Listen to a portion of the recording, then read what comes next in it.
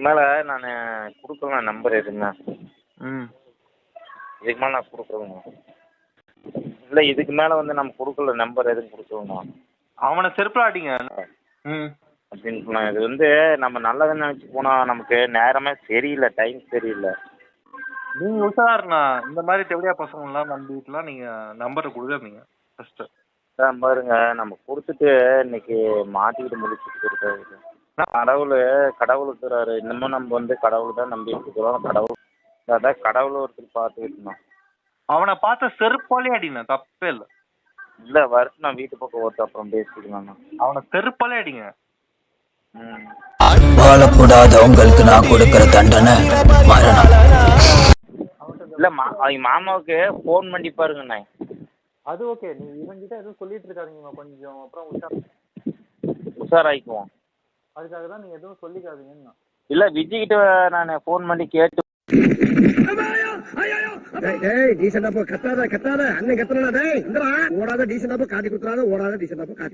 தம்பி கல்யாணம் பண்ணிட்டான்ல, ஏன் அவன் கல்யாணம் பண்ணல?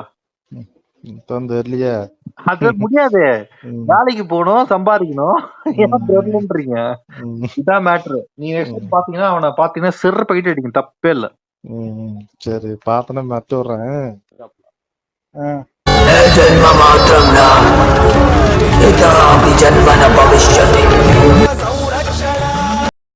ருசி கண்டுக்கிட்டான், ருசி கண்ட போனா விடாது. இது அப்பப்போ வேணும்னே வம்பளுக்கும். இது பெரிய அமௌண்ட்டை எதிர்பார்த்துக்கிட்டு இருக்குது. இதுக்கு ஒரே வழி, இதை வீட்டுல சொல்லிடு, அவ்வளவுதான். தங்கச்சி ஒளிஞ்சியா எல்லாருமே சொல்றாங்க. அவன்கிட்ட யாருமே இல்லை, அவன் ஒரு தனி மரம். அவனை என்ன வேணா பண்ணிடுங்க, எங்க வேணுமோ கம்ப்ளைண்ட் கொடுங்க, எங்களை யாருமே இழுக்காங்க, நாங்க யாருமே அவன் பக்கம் வர மாட்டோம், நீங்க என்ன வேணுமோ பண்ணிடுங்கன்னு.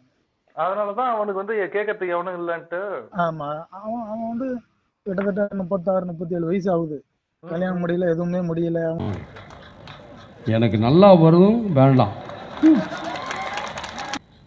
அதாவது உப்பு தண்ணி குடிச்சா தண்டனை அனுபவிச்சாகணும்னு பழமொழி மதரசை எல்லாம் பேசுவாங்க. அந்த பழமொழியை நான் சொல்லியிருக்கிறேன்.